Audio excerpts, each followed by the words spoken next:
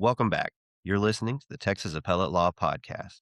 I'm Jody Sanders. And I'm Todd Smith. Our guest today is someone who's probably familiar to a lot of our listeners, either through state bar things or social media, but it is attorney, author, and advocate Brian Cuban. Brian, thank you so much for joining us. Hey, thanks for having me. And as full disclosure, I think the last appellate brief I wrote was in law school. Well, the good news is you don't have to be an appellate lawyer to be on our podcast. In fact, I think our guests probably get a little tired of hearing appellate lawyers over and over again. So we try and change it up. And attorney mental health and wellness is one of our kind of side topics that we like to cover a lot. And you're someone who we've wanted to have on for a long time on that. Well, I So appreciate it. yeah, so for our listeners, I think probably a lot of them are familiar, but those who aren't, or maybe those who don't know your backstory, will you just kind of tell us a little bit about your background, who you are? Sure. I'm a well, obviously, my name's Brian Cuban. I'm a graduate of Pitt Law, 1986 grad. I would, I'm not licensed in Pennsylvania anymore. I'm retired, considered retired there, but I am licensed in Texas, born and raised in Pittsburgh, Pennsylvania. I'm a baby boomer, middle of three boys. People know my older brother, Mark, and I have a younger brother, Jeff, and went to Penn State before Pitt Law. And after that, I moved to Dallas, where I became basically, quote unquote, like my fiction book, An Ambulance Chase. They're doing plaintiff's law after failing the bar three times or two and a half times. Because back then they split it up into parts. You could pass one and fail another and not have to retake it. I have no idea what it's like now.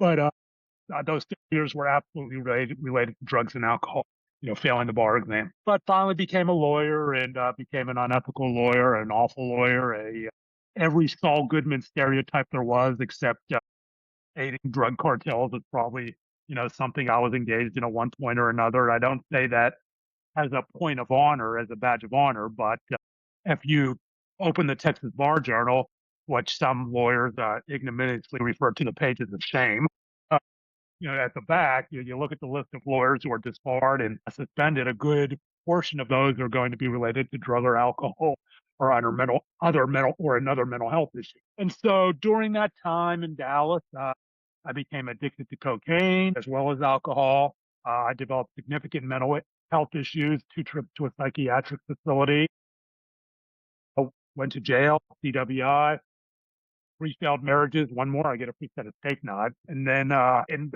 a bunch of, just lost my career as a lawyer, went to work for my brother. That didn't work out well either because I was just blowing and going literally. And finally, after my second trip to a psychiatric facility, began my journey forward into recovery. And that was Easter weekend, 2007. But we'll talk about it. But I mean, during that time as a plaintiff litigator, right, it was ridiculous for me to call myself that because, I would show up, record high. I was showing up I was doing cocaine in the federal courthouse bathroom, state courthouse, the George Allen courthouse bathroom. I was showing up to hearings under the influence of cocaine or Valley. And people might say, well, didn't you know that was wrong? Yes, I had, I had addiction. I wasn't stupid. Of course I knew it was wrong. But that's what's the definition of addiction: obsessive compulsive drug seeking and use behavior in the face of known and probable consequence, right? Yes, I knew it was wrong. Do lawyers know they can get fired when they're using, when they're off, shut the door and they're, or they've shown up for work drunk or hungover or whatever the issue is? Of course they know that. But it's addiction. Mhm. And it's beyond your control. I mean, is that Uh, what you're the getting at? disorder itself, the brain disorder in terms of what addiction is and what it isn't. Okay, we get asked, is addiction a choice? Mhm. You hear that all the time, addiction a choice. Well, when I was in the bathroom of the Crescent Hotel back when it was called here in Dallas, back when there was a bar called Bonash, and I was in the basement of the hotel and I did my first line of cocaine, that was a choice. It was a choice that was predicated on a lot of self-image issues and a lot of other mental health issues I had going on that I needed to feel good about myself and chose a destructive way to do it. But what happened after that really wasn't a choice. The rewiring of my brain that resulted in, my needing this, because I very quickly became psychologically dependent on this artificial feeling of looking in the mirror for the first time in my life while I was high and loving myself. But I did my first line of cocaine in that bathroom down at the Crescent Hotel, and I looked in that mirror and said, "Yeah, baby, at 24 years old or 25, for the first time in my life, I loved myself. I had a lot of childhood trauma in my life, at least what I define as childhood trauma.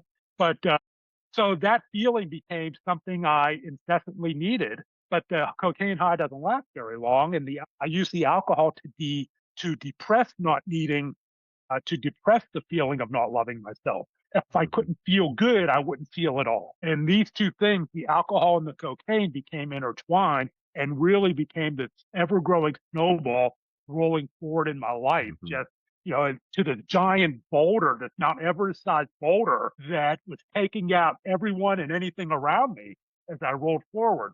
Marriages, family relationships, my career, just leaving a swath of destruction. I want to back up for a minute based on something you said, and please don't feel compelled to share too much or anything. But you mentioned childhood trauma, and I think a lot of people at a certain age don't recognize the connection between adverse childhood experiences and trauma and later addiction. But I mean, there's loads of Sure. literature and studies on that. I mean, when did you kind of first notice your struggles, or have you just had them your whole life? That's a great question, because really, to understand my journey through mental health and addiction, you have to understand my childhood. And people can debate the strength of the correlations between childhood trauma or trauma in general and mental health issues. And when we talk about trauma, I'm not talking about the general the textbook understanding of, say, PTSD that people have. You go to war, this happens or that happens. There are many kinds of trauma, and trauma is unique to the individual. What I view as trauma that impacts my life negatively, another person raised a different way in different social and environmental factors may just shrug that off. That wouldn't bother me, and it wouldn't, whether it's bullying or something like that. So let's take the time machine back to Pittsburgh, PA. Growing up in the early 70s, baby boomer. Again, I'm the middle of three boys. Mark was the oldest, Jeff the youngest.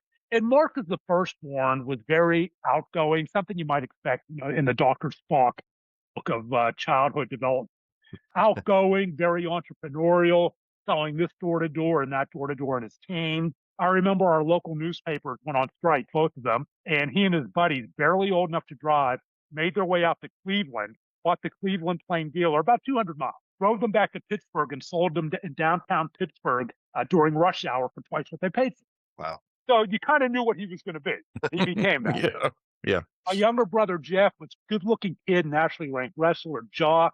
The beer parties, the dates, the prom, the girlfriend, all the things I associated with love and acceptance and peer acceptance. I was classic middle child syndrome. Extent people believe.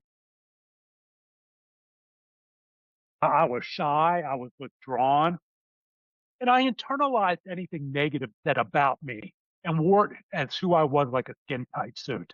And I was a heavy kid trending towards obese. And unfortunately, I also had a very difficult relationship with and for everyone who listens or watches the podcast, I want to make it clear that I do not blame my mother or my father for anything I went through, for any mental health issue I went through later in my life.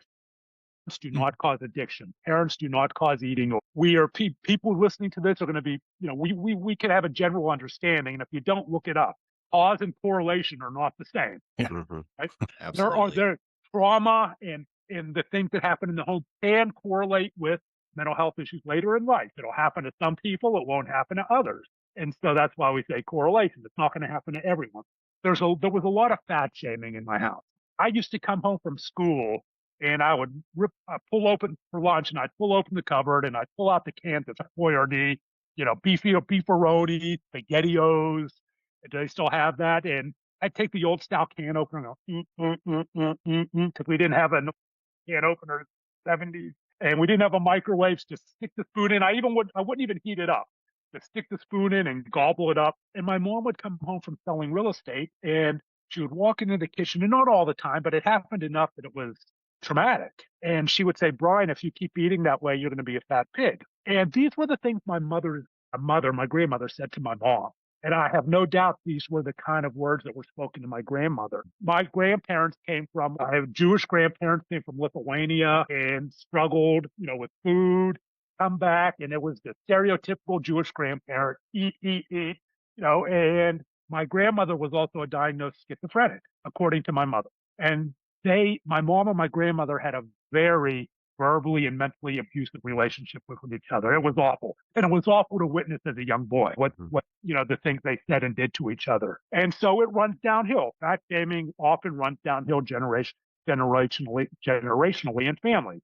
And my mother was someone at the time who was struggling with her own mental health issues. She'd had a nervous breakdown. She had spent some time in a mental health facility. And I really didn't understand any of it.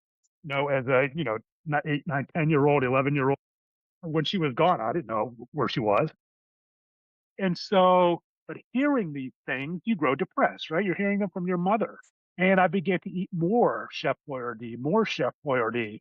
And I became a bigger Brian and a bigger Brian. And it so often happens when other kids change, when you change for what other kids perceive in the negative in high school, the bullying became worse. I was already bullied to some extent, but it became much worse. Brian, you're a fat pig. Well, you must have talked to my mother, right? Brian this, Brian that. You need to go to Sears, back when Sears was actually a thing, and get a man boob for your bra, and get a bra for your man boobs. Sorry. And I became kind of like the sad clown. Because remember, this is before Al Gore invented the internet. And I didn't have these images of perfection. My images were the people I saw every day, the people who were going to the after school parties, the people who were going to the football games together, the people who were going to the McDonald's to hang out in the cars, and just, all of the prom kings, the prom queens. And in my mind, they were all thin and good looking. So these were the images I want to be like. The kids who were getting their first kiss, the kids who were walking down between the lockers, holding hands. And I was experiencing none of that. And in my mind, was not deserving of any of that. So I wouldn't even bother asking a girl to the prom, because in my mind, she was going to call me a fat pig. And so I isolated, and I spent my time mostly in my bedroom playing games and doing different things. Isolated very severely. And all the bullying culminated in what I call the day of the gold cans. We have to go back in that time machine to the disco era, around 1976, where I was a freshman in high school, and Saturday Night Fever had just come out, the movie, for those who don't know, John Travolta, and it was really got the disco craze going back then. And for all of your Gen Xers and Zers, are going to have to go look up Saturday Night Fever probably. John Travolta starred in this movie, and he wore these very tight pants. And Mark was teaching disco in downtown Pittsburgh. So he wore these same types of pants with platform shoes and bell bottoms. One day he walked into my room and holding up these pair of shiny gold satin disco pants. Said, Brian, here, you can have these. I'm buying some new ones. I said, great. And I love my brother, and he gave them to me. But Mark wasn't a big guy. They fit him fine. I had to jump up and down, spray the water bottle. My butt looked like 15 cats trying to get out when I finally got in there, and stretched them around my gut. And I went to school wearing these pants. And my gut hung over. My butt was just bubbly. And the kids made fun of me. And again, I self-deprecated to slough them off. One day, I'm wearing my shiny gold bell-bottom disco pants, and I'm walking home with this group of kids. Again, in my mind, the popular kid who I kind of hung around, just worked on the outside of their circle, their clique, hoping that it would be like a fraternity hazing, where they'd say, okay, one day they'd say, okay, Cubes, put their arms around. That's what they called me. You're one of us now. You can come, right? You can come to the concert. We're going to see Cheap Trick. You can come. Or anyone who remembers Cheap Trick. But, and so we're about a mile from my house. They're making fun. All of a sudden, one of the kids reaches out across and pulls on the zipper, which was already tight and bulging. And it rips just a little bit right down the zipper line. And another kid goes, ooh, and he pulls, and it rips some more and tears. So now my underwear is visible. They were on me like a pack of rabid dogs. They tore my pants off, and ripped it into shreds, threw it out in a busy street, cars whizzing by, down to my Fruit of the Loom tidy whities, my Pittsburgh Pirates t-shirt, my Keds 3-ring tube sock, and tennis shoes. Right? You remember those? You're both too young to remember the 3-ring tube socks. Oh, I know what you're talking about. And walked on high five, and like they had done the greatest thing ever. I go out in the street, and I pick up the shreds, and I put them over my underwear, and I waddle home, and I'm waddling toward my house, and I might as well have been walking to China. That's how far away my house seemed, and in this ultimate walk of shame. And I vividly remember the worst part, the absolute killer, just heart-stopping shame was at the stoplight. Standing at the stoplight of a busy road, so I couldn't even run across. The cars would be stopped looking at me. No one said anything, and they would go on. I finally get home.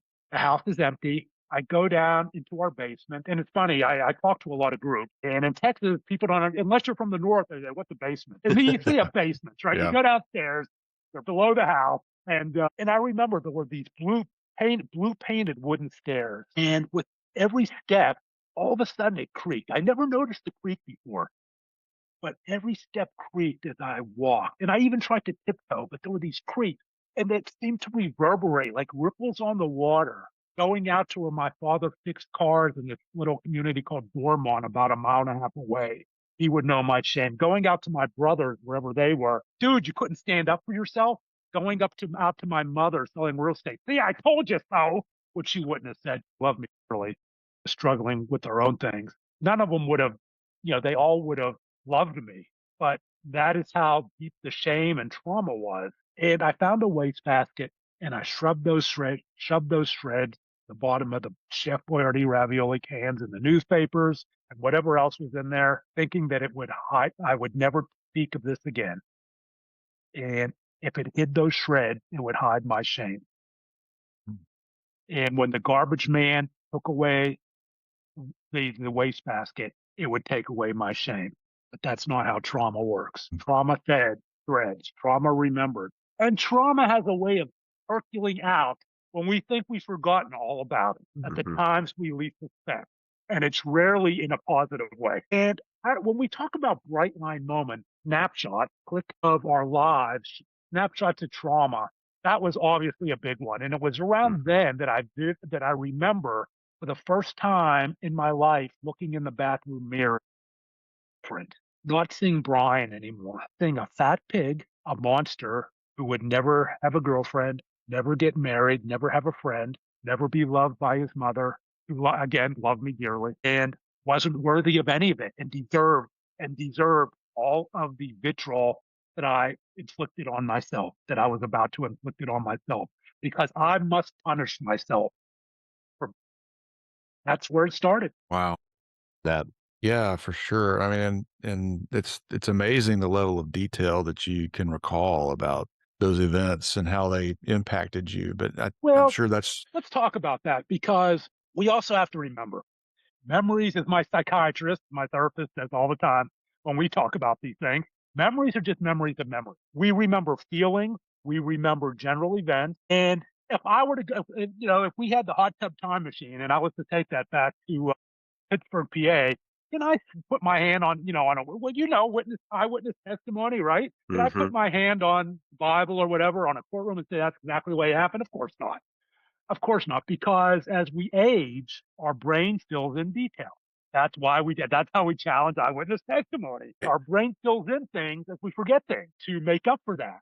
So I believe that's how it happened. But again, I couldn't, beyond a reasonable doubt, of course not. no one's going to hold you to that standard here, Yeah. Brian. It's a compelling story regardless, and we do appreciate you sharing that. So from that, I mean, is that kind of when your addiction journey started, or was that Well, later? it's when I graduated high school with moderate drinking. And I went on to Penn State University, and I was also suffering from bulimia. I believe a lot of people may not realize that guys do get eating disorders, just like females and other genders, whatever, whether it's he, she, or they, whatever, however we refer to ourselves. Or I had suffered from bulimia.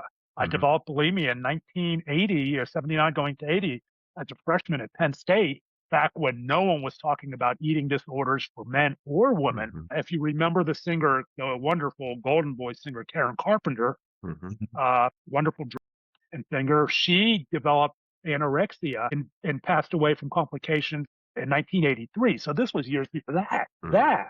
And she brought eating disorders into the pre-digital national spotlight, but kind of cemented the stereotype females. It's a female disorder.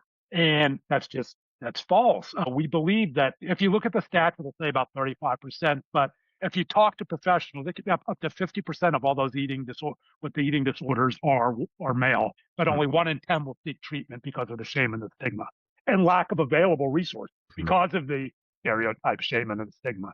So I wanted to touch on that. Sure. But I began drinking heavily at Penn State, and it was at Penn State where I would have been first classified as a quote unquote alcoholic if I had sought help. And for those, the clinical diagnosis is alcohol use disorder. And alcoholic, which is something that it is a legal profession friendly term. We are very a 12-step friendly profession. And for those who don't know, AA is the most well known, but there are other 12-step groups. But I was not in any of that at Penn State. And I remember I was going to class drunk. I was drinking alone. And I was isolating. I didn't really have any friends that I remember. I would go out at night. And when I turned 21, I would hit the state stores. That's what we have in Pennsylvania. The government still controls the liquor industry and to some extent the hard liquor industry. And I would buy these little bottles of tequila, and I bought cowboy boots so I could conceal the tequila. I would go out into the alley where all the bars were at Penn State and State College, and I would down this tequila so I could get drunk before I even walked into the bar, hoping that that would allow me to be someone different.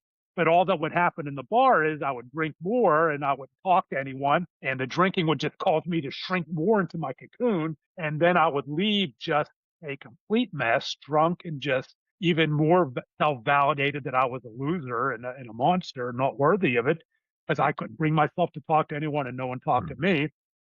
And I remember my eating disorder, I would go buy a large pizza and binge and purge in the alley, or a 2-pound bag of peanut M&Ms and binge and purge in the alley and not tell anyone. The closest I ever came to any epiphany on maybe I have a drinking problem at Penn State, and there was never an eating disorder epiphany because it just wasn't talked about. But I'd walked into a place, I think it was a hamburger joint. Can't recall the name of it. It might have been White Castle. And I came across a rack of pamphlets that the 12-step groups put out. And it was called the 20 Questions. I don't know if they still do it now. But at that time, they were in the bars and the hamburger joints and things like that. And it was geared towards college students. You pass out, you miss class, you black out. And I'm checking off yes to all of these things mentally. And I thought to myself, I'm just a college student. We all do this, and toss it in the wastebasket. That was it. That was as close as I ever came. And I was a criminal justice major at Penn State.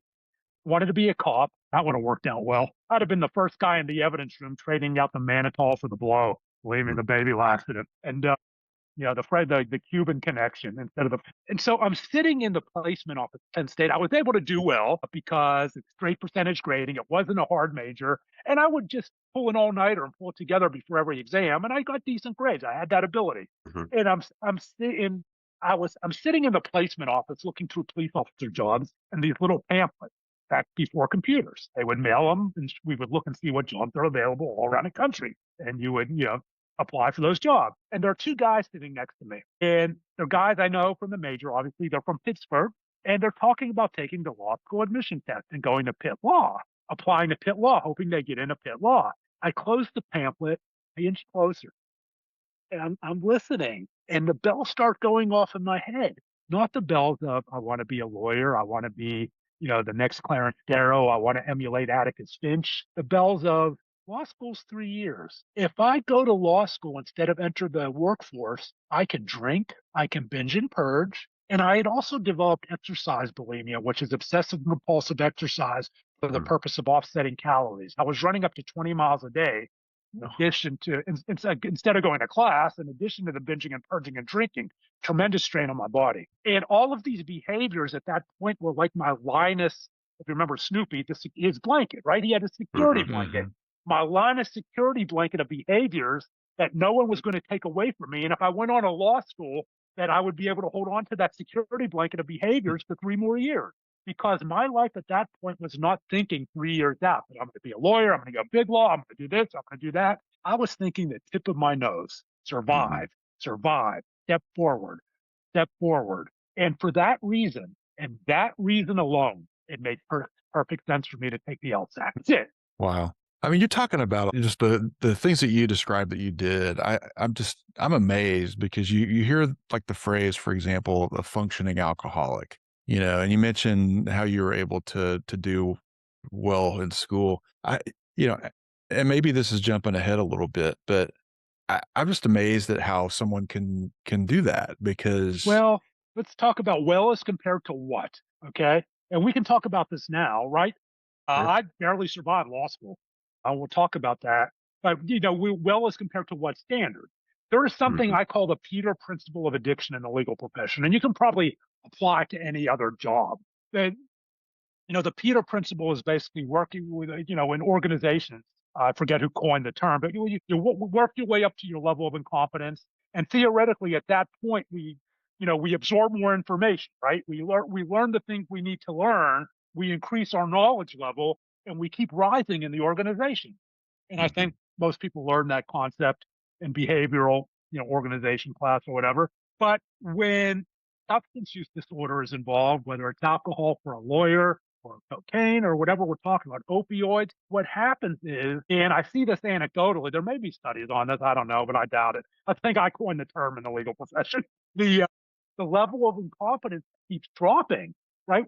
Where we're say you're a solo or you're billing or you're a big law or boutique, and you're giving a buck for a buck at full throttle, or $1.25. You're working, you're 15 hours a day, and we won't talk about any of that. That's another discussion, but right, that leads to many of these things. But let's say in your mind, Sure. you're giving it, you're going a buck and a quarter for the dollar. Well, because you're giving it and going 15 hours a day, start drinking a little more and a little more, and the level of incompetence keeps dropping and dropping, Mm, right? And Mhm. so I can tell myself I am still giving a dollar for a dollar, but now I'm only giving 75 cents for a dollar. Mhm. And what happens is I don't say, oh man, this isn't right, because no one else is saying anything to me yet, because I haven't malpracticed anything. I haven't missed a hearing. How I function. I just got that huge $1 million verdict, truck accident verdict or this verdict. And so everyone's looking and say he's okay. But the reality is I'm only giving 60 cents for a buck. And because no one's saying anything, I'm kneeling under that new threshold, tell myself I'm giving a dollar for a dollar. Mhm. The principle of addiction. As that threshold keeps lowering and lowering, and finally, malpractice, someone said something, you're given 50 cents for a buck, client says something, now career is in jeopardy. Now there's a problem. Now maybe the state bar is involved because you've done something beyond, just malpractice. Where the law, maybe you lose your job or, you go into treatment or whatever, but Mhm. there are consequences.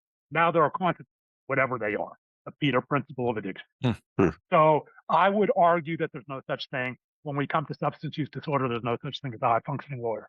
There's only degrees of loss. interesting. Yeah. That's where all that was leading, roundabout. No, that's great, and that's a great context to put that in because from the outside looking in, it does kind of seem like someone is functioning on a high level, but the reality is they're functioning on a level, but compared to what? Well, ask them what's going on with their wife and kids. Ask them what's going on in other pillars of a high functioning life. Right. It may be all you see is this. You only, unless you're the best friend of this person, you're your colleague, and you're really intertwined with what's going on in the family and things like that. But if you go to SAMHSA and you look at the SAMHSA government website and you look at their definition of recovery, and I would say their name, but I'll probably get it wrong. It's SAMHSA, and it says nothing about sobriety. It says nothing about abstinence. It talks about all these pillars of a good life: work, family, friends, all of these different pillars of leading your best life. How is that? What you see is only one pillar, and that Mhm. person may be expending every ounce of energy she, or they had to maintain that one pillar that you see. Right. Mhm. So it can be very deceiving. I do want to talk about recovery a little bit now that you bring that up, whether it's just more generally or your journey. I mean, how do you get to that point or does someone drag you there? It's different for everyone. There is an axiom that you can't make someone do what they're not ready to do. I do believe that everyone, on a general level, has to be ready to some degree, because unless you're a minor and it's a parental relationship, you can't force someone into treatment. You can force if someone's a danger to themselves or others, which my brothers tried to do to me, but I was too smart for them. My first trip to a psychiatric hospital after I'd nearly killed myself with a weapon, and that was down in Medical City, Green Oaks, here in Dallas, and you can't make someone do what they're not ready to do. You can lay the road work, you can lay the path, and sometimes it's just a question of how much damage they're going to be Mhm. until they're ready. Believe me, I've working with lawyers and law students. I see it all the time. And the trick becomes, what kind of conversation can you have that is not judgmental, that is not forceful in terms of, trying to dictate, that triggers that one thing that Mhm. gets them to that they grab onto and say to themselves, because they have to say that to themselves, not to Mm. you, not to me, that I'm ready. If we could figure that out, we'd all win the Nobel Prize for Sure. addiction recovery. Right. But because I've, whether I'm not an interventionist, I don't have a degree or anything, but I talk to people. I refer Mhm. people to those with degrees, but I've referred people to interventionists, to this, to treatment, and I mean, and they've died, and they've died despite everyone, lawyers you may know, lawyers I know. A lawyer in Pittsburgh just a few months ago, tragic. I went to his house, with his family, and we tried to get him an intervention. He's dead. He's gone just a few months ago, and it's there's no blueprint. What can we do? Mhm. We can be that compassionate community, educate ourselves. So when they are ready, we can help. And how do we do that? Well, obviously in the legal profession, we have TLAC. Every state has Mhm. it. Texas Lawyers Association, Texas Lawyers Assistants, practice. I'm on the Program. board and I can't even say it right. Texas I lawyers. mean, I rolled off the advisory board. They're going to kill me, and I can't even say it right. Texas And, Lawyers Assistance Program. thank you, Texas Lawyers Assistance Front. Sorry. And and what's funny is I talk to lawyers who, to this day, I have to explain to them what it is. I've talked to lawyers who their only exposure to TLAP was maybe there's the law firm they went to, they got the pamphlet, there Yep. was they took a CLE, right? They heard about it in law school, which I'm sure they did. They surely did. Beyond that, they don't have any understanding. I've talked to seasoned lawyers who are afraid to make a call on a colleague because they think it's going to get back to the colleague that they ratted them out. Mhm. And it's just not true. It's all confidential. They don't ask who your name is. You can even text. And so there are all these stereotypes and stigma around, well, it's an arm of the state bar. I Right. remember when I first started talking, I spoke to the Dallas bar down at Philo or whatever it's called now. Mhm. And I was talking about TLAP, and after I came out, after it ended, this seasoned litigation attorney comes up to me, pulls me aside, and said, "Brian, I know what you said, but I'm telling you, it's not confidential. I know. I mean, I just know." "Well, how do you know?" "Well, another guy told me." "Well, how does he know?" "I don't know. I think he knew a guy." So you're a seasoned trial lawyer, and you're coming to me with a guy told a guy who told a guy, and it's not confidential. That is the definition of stigma. Yeah, So absolutely. I urge people to learn about TLAP, and I urge lawyers to. It is an act of concern, an act of compassion to call TLAP. They may already be aware of your colleague, your friend, or that Mhm. lawyer you saw, stagger. It may not even be what you think, right? There could be something else going on, and it's not a judgmental thing to make that call. And so, when if I'm wrong and it's some other issue, well, then you're wrong, but it's Mhm. never going to get back to anyone that you were wrong. Right. Making these calls it's an act of compassion, it's an act of empathy, it's an act of concern, and it's also an act of caring about our profession. Because once it Mhm. gets to the state bar, that's a different ballgame, right? As an attorney or a practitioner, I mean, what are the signs that would inform you to think maybe I do need to make a call? I mean, what are the things that I mean, I they're going to be different from anyone. There are certain standard, and it's going to there are certain standard signs, and it's also going to depend. It might where you are. If you're a Mhm. solo, you may not have a lot of, except when you're in the courtroom, there may be not a lot of contact, right, with the outside profession, which is another problem. The isolation that causes a lot of these, especially during the pandemic. We've seen, within the solos, drinking pick up, especially for women. There a study just came out of done by Patrick Quill, the California and DC bar, that during the pandemic, drinking picked up in the predominant segment of women lawyers, female lawyers. So, I mean, lawyers are missing hearing. Lawyers who were kempt are suddenly unkempt. Lawyers' full voicemail is Mhm. a huge red flag. Suddenly full voicemail. Obviously, there are obvious signs. You're in and the guy's staggering. I mean, people get breathalyzed in the courtroom. I know lawyers who have pulled other lawyers that they don't know very well aside and said, "I see this. I don't know if the judge sees this. Get help now before it becomes an issue that's out of your control in terms of the state bar. And Mhm. I have ethical obligations here, right? Yep. And Yeah. that's a whole nother issue. That's a whole nother issue. So there are really standard signs. And what can happen is we could talk ourselves out of it and say, Mhm. not sure. What if he or she or they yell at me? What if I'm wrong? Well, you don't have to go up to a person and say, "You're drinking," or "this" or that. Terry Bentley Hill, if you're familiar with Terry, a criminal defense Mhm. lawyer who talks about this often, has what's called the 2-ask rule. You should have her on your show.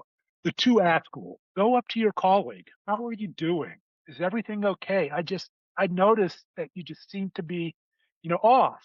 You don't have to accuse them of everything. And the response may be, "I'm fine, I'm okay."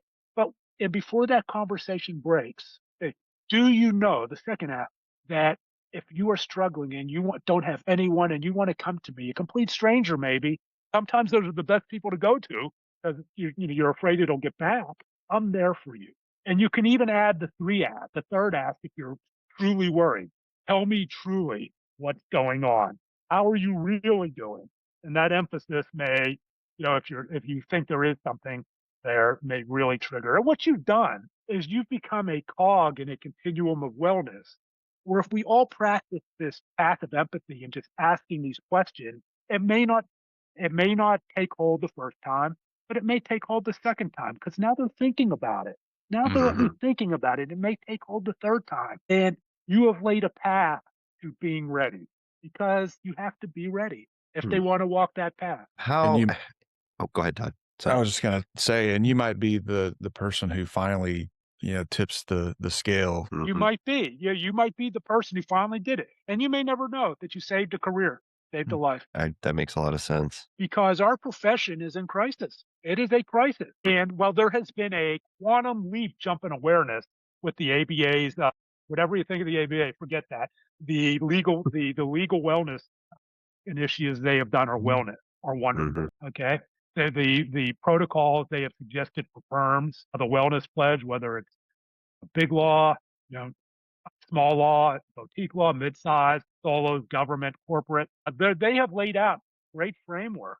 Now, does that mean everyone's going to take advantage of it? And does that mean employers are walking the walk? Not necessarily, right? I've spoken at many big law firms, and I'll get an email from an associate saying, "Well, that's all well and great, but they put me on this. They're having me doing this, this, and this. When it doesn't need to be done, this, and this fact." And so they are not walking the walk they claim. And so we have to deal with that. We have to deal with culture. Yeah. And those are just long conversations about Mhm. whether his culture is keeping up, about whether culture is changing in a proportionately to the structures that have been put in place. And I think if you took an anonymous poll, the majority of the profession would say no. Yeah. I that anecdotally, that has been my experience as well, because there still is a significant stigma attached to addiction, attached to mental illness. And, there's a whole generation and generations of lawyers that say, just toughen up, be tougher, you know? Right. Absolutely. And you use the perfect term, generation. And I hate to be morbid, but it's true. I'm a boomer. A lot of this change isn't going to happen until my generation is out. It's just out of the profession. Hmm. We're moving there, right? I mean, I'm not old, but you need to get until the mastheads are the people who haven't put the bottle, didn't have the bar in their, in their law partners, in their name partner office in the cabinet, who are used to sharing and recovering out loud, who understand, that Alcoholics Anonymous or whatever 12 step isn't the only way to recovery. Mhm. Because in our profession, forget it, right? You have Right. to go before, and it's that way in the criminal justice system as well, especially in Texas, but it's more progressive in other places. And so until that happens and we change out these generations, it's going to be lawyer, my lawyer. Mhm. Yeah. Well, and even just having these conversations and having people say, "Hey, I've been through this. This person has been through this, and it can get better, and this exists and is a thing." Yeah. It makes And a for difference. and for the crudgmudgeons, I'm gonna get emails saying, "Yeah, you're ragging on AA." I'm not. Or 12. You're ragging on 12 step. I got sober in 12 step. It saved my life. I, however, acknowledge that there are many paths to recovery, Sure. and I would like others to acknowledge that as well. Outside of recovery, I mean, setting aside things that need that level. I mean, what are just some general ways that lawyers who just may be struggling not to that level can build resilience and build, help and supports for themselves? You have to build I hate using you. I can tell you what I did. I'm not a therapist. I started finding time, and people may say, "Well, you don't practice law anymore. It's easy for you." Well, okay, and I will acknowledge that, and that I found even the smallest amount of times for the things that I'm passionate about, and for the things that give me joy. I've taken up singing. Don't ask me to sing. I've taken up, I find time for the different, just little things that give me joy, and just even de-emphasizing the things that I felt obligated, and I write. Even the things, de-emphasizing even just a tiny percentage of the things that don't give me as much, and that I can just pull back through a little bit and push that time over to someone else, can have had a huge impact on my mental health. Hmm. Does that make sense? No, it absolutely does. I mean, I And completely agree with all of and that. so, You yeah, I'm not here to tell. I don't. Everyone's life is different. Every people are sure. marriage, kids. They view their practice differently. They view that, they're. It's not my place to insert myself into the, you know life views of other people. But I can say what I did. I found slivers of time and redivided them for Hmm. joy. For joy. Absolutely. Well, and it's just, it's telling those stories. It's letting people know that you do need to find time and build resilience, because the practice of law, even if you aren't suffering from any sort of addiction or mental illness or anything, is draining and taxing and That's difficult and right. stressful. And there seems to be this there seems to be this notion that we have to fail to build resilience. That is just not true. We can build resilience through the stories of others and learning from others. It's why I absolutely cringe when I see every LinkedIn post in the world, right? The 7 habits of mentally strong people.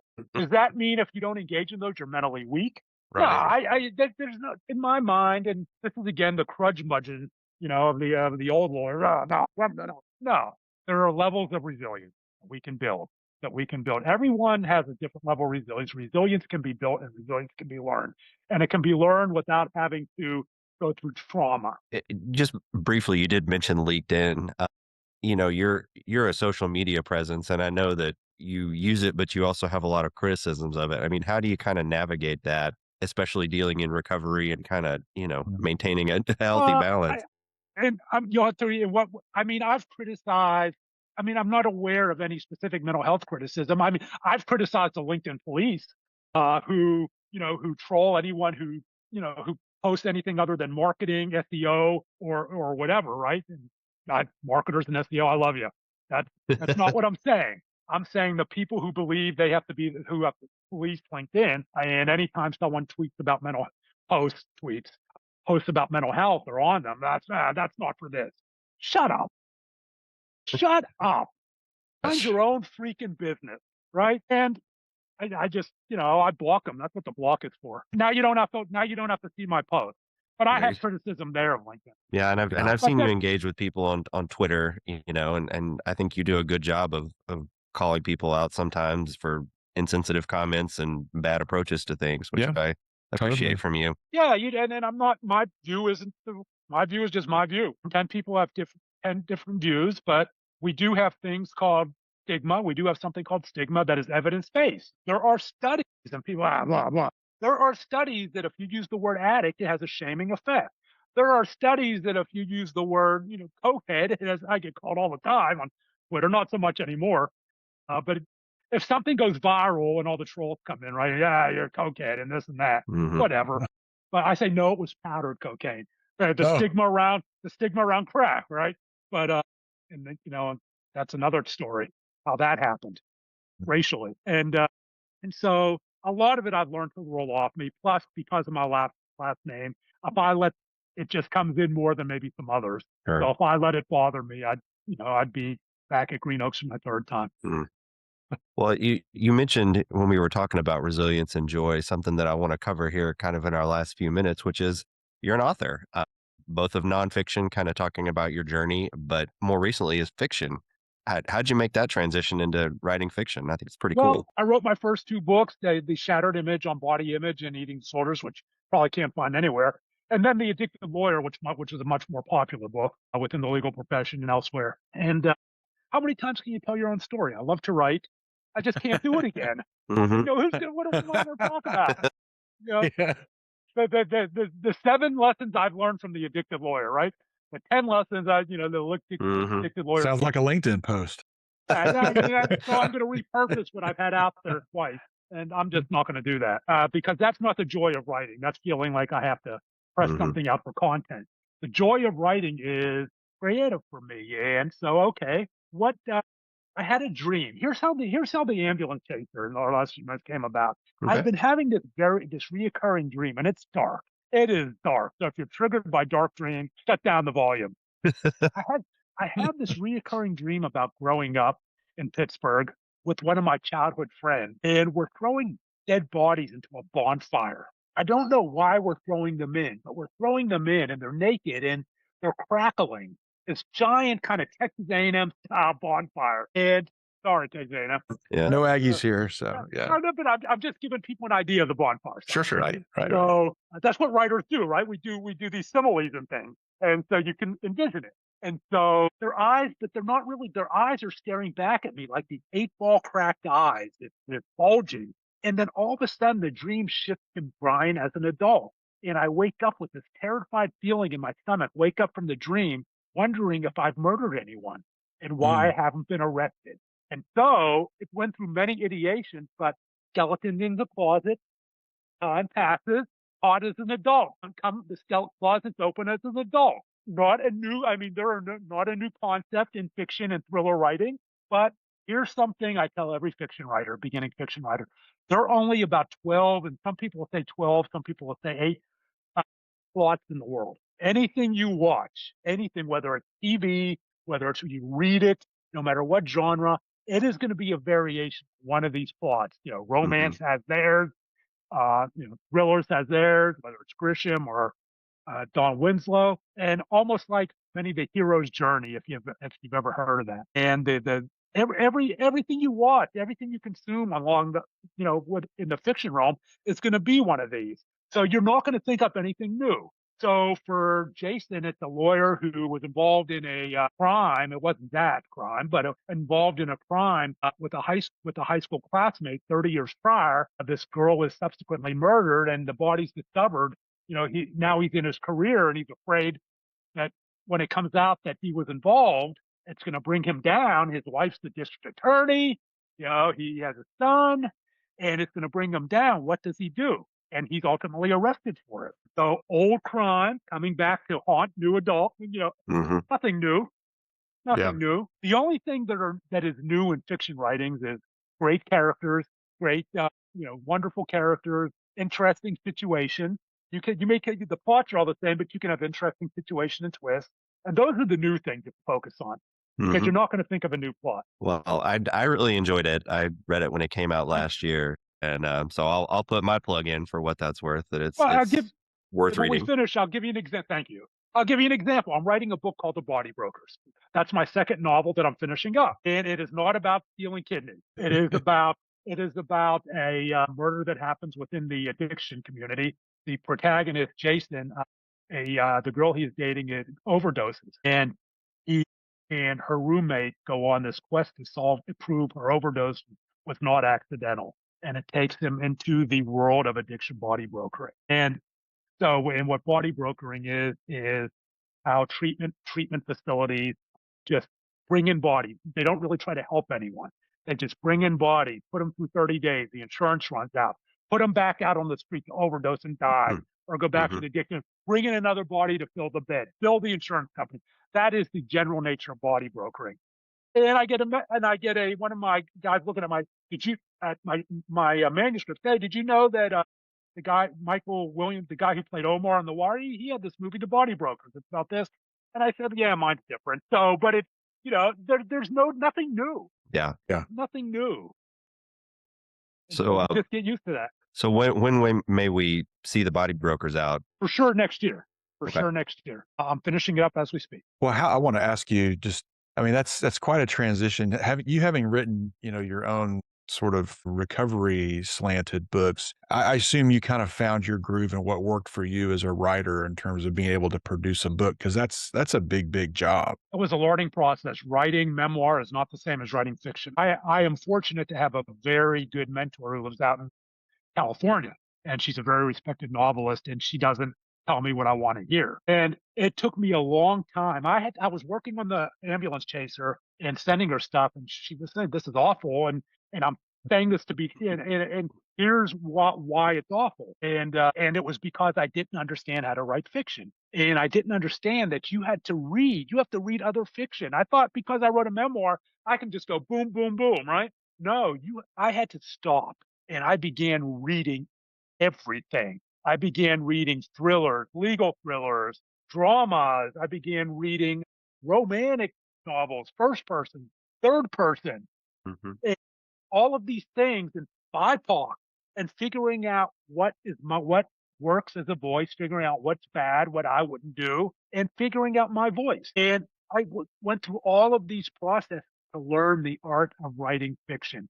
And in my opinion, it is impossible to learn to write fiction unless you read a lot of fiction. And before I started, I huffed that off when people said that to me. And now I believe it with every bone in my body. It is impossible to learn how to write fiction, or it's not going to be good fiction. It's not going to be technically good fiction. Yeah. And then you have to do it. And then you have to get critiqued. And you have to get critiqued by people who are going to, pardon it, tell you suck. Yeah. And it may not be that and it may not be that, on the nose, right? But the worst thing the worst mistake writers can make is sending their manuscript to the beta reader, to people that are going to tell them how great they are. Hmm. You need those people to tell you suck, Yeah. and why, right? Obviously, just you suck isn't helpful, isn't helpful. Yeah, if you want that, send it to a literary agent. They'll tell you suck when you have to get into the query process. Brutal. Wow. Another conversation. They'll tell you suck in an email, 2 words, and that's it. But Well, this is good advice for practicing lawyers too. Yeah, this sounds a appellate lot like lawyers. legal writing and learning to be a Yeah. legal writer as well. You know? be Absolutely. critical, not a jerk, right? I Mhm. say Yep. you suck to make a point, but that it's not helpful to say, to leave it there. Right. You got to lay the groundwork for someone to get better. Yeah, Right. absolutely. Constructive criticism. That's right. That's right. Just leaving it at suck isn't constructive. You use that But, for the other side's briefing, not yours. Yeah, Right. But I do that, and I send my manuscript out to people, just like to people who are may have intimate knowledge of a particular subject area. You may do that for legal briefs, for appellate briefs. I send them out. Well, would you do your own research? But if I have a cop, I'll send it out to a cop. Mhm. Okay, is this technically correct? Because you have what's known as author authenticity, right? I have Right. to know what is correct. I have to know what can happen, what always happens, and what can't, or what never happens. And for what never happens in terms of technical things could hurt your author authenticity. Sure. So if I have a female doctor, I'll send it out to a female doctor because I need to be sure I'm not usurping, or if it's a black doctor or another person of color doctor, what reference could I possibly have for that, right? So Right. you have your targeted readers to make sure that you get it right. Makes sense. Yeah, agreed. Well, Brian, one thing I can say, I think I could speak for Jody on this too, is we certainly admire your courage and sharing your journey. For many years, we've both followed you, and you've been very outspoken about your journey and not shy at all about helping others through the experiences that you went through yourself. And so, we'll speak as lawyers and on behalf of the legal profession too, to say thank you. Yes. It's a direct tie-in to some other conversations we've had on this show about TLAP specifically, and about substance abuse and alcohol abuse and the things that lawyers do that are very, very self-destructive, but where they can't always help themselves, and at least not without reaching that point that you described, where that point of acceptance, where it's you've got to say, yes, I need help. So thank you for that, and thank Yes. you for talking through it with us. And we're also, we're also interested in your career as a writer, and certainly, want to. Well, you're now on my email list, whether you like it or not. My new book release. That's great. I think I may have already been before, but that's fine. So no, I'll be happy to see it when it comes and look forward to reading it. So, but it's our tradition on our show to leave each interview with an opportunity for the guest to offer a tip or a war story to our audience. So with that in mind, do you have something that you'd like to? Oh, absolutely. Absolutely. So let's take that hot time machine back to June of 2006. The Dallas Mavericks are going to the NBA championship for the first time. They're playing the Miami Heat. And as you might, and I hadn't gone into recovery yet. As you might expect, also, I was going to get some pretty good seats for those games. I also had the opportunity to get a couple tickets for friends. I called up my brother, and this is when we had paper tickets. I called up my brother. He said, "Sure, Bri, come on over." And I got the tickets. You think I gave them to my friend? Nah. You probably think I sold them on eBay for some astronomical amount, right? Thinking like a lawyer. I didn't do that either because that would be disrespectful to Mark, to the team, to myself. I took those 2 tickets and traded them to my cocaine dealer for $1,000 in cocaine. Oh. Selling them on eBay was disrespectful, but trading them to my cocaine dealer was perfectly acceptable. How the mind works in addiction. So my dealer shows up at my house. I was high class. He delivered. I give him the 2 tickets, gives me this giant bag of cocaine. I run up to my home office, dump it out on my desk like I have here, like I'm Scarface. I wanted to go rub my nose in it. And I line it out, roll up a dollar bill. And cocaine users, guys, we're kind of an ironic bunch, especially during pandemic times. I mean, you use the Purell, you wash your hands, but we'll stick a dollar bill up our nose that's been used by God knows who and has God knows what on it. Go figure. But cocaine, I had long stopped giving me the feeling of self-love and acceptance. And now with paranoia, I hear the cops outside. They weren't out there, but I'm paranoid. I hide the cocaine. I drive to a Home Depot where I buy electrical faceplate outlets, a drill, and a saw. I drive back to my house and I take the drill and saw. I go, take the drill, and I create these fake electrical outlets in all the in the drywall in all the rooms in my house.